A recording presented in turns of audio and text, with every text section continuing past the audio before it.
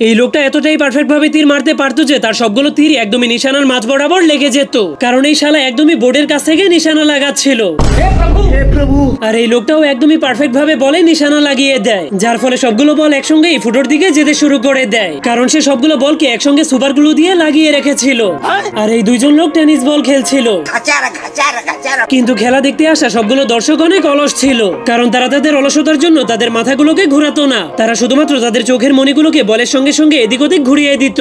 আর এটা হলো দুনিয়ার সব থেকে বড় বরফের পাহাড়, এই জন্য যারা সেখানে স্কেটিং করতে আসতো তারা প্রচন্ড ভয়ে থরথর করে কাঁপতে শুরু করে দিত।